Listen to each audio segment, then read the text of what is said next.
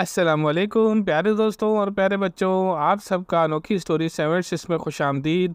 आज जो मैं कहानी सुनाने जा रहा हूँ इसका नाम है सियानी मैना। एक दफ़ा का जिक्र है एक प्यारी सी मैना जिसके तीन छोटे छोटे प्यारे प्यारे बच्चे थे। एक दफ़ा मैना का एक बच्चा जो उड़ने के काबिल हो गया था, इसने सोचा कि क्यों ना मैं एक चक्कर लगा कर आऊँ। इस वक्त इन बच्चों की अम्मा खाने की तलाश में घोंसले से बाहर निकली हुई थी।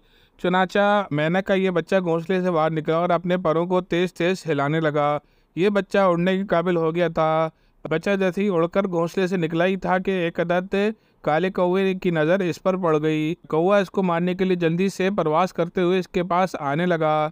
इतने में प्यारी मैना भी खाना लेकर आ रही थी। इसने दूर से ही कौवे को अपने बच्चे की तरफ बढ़ते हुए देख लिया था। मैना ने फौरी तौर पर चालाकी की। एक दरख्त से इसने लकड़ियों को एक ऐसा जाल सा उठाया जो वजन में बिल्कुल हल्का था। जल्दी जल्दी उड़ती हुई मैना आई और इसने कौवे के ऊपर जाल डाल दिया। जाल की वजह से कौवा जमीन पर गिर गया। मैना अपने बच्चे को लेकर घोंसले में चली गई। इस तरीके से इस बच्चे की जान बच गई।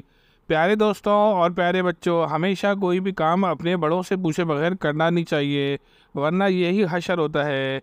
अगर आपको ये कहानी अच्छी लगे तो उसको ज़्यादा से ज़्यादा शेयर कीजिए, ज़्यादा से ज़्यादा लाइक कीजिए और मेरे चैनल अनोखी स्टोरीज 7 को सब्सक्राइब करना नहीं भूलिएगा।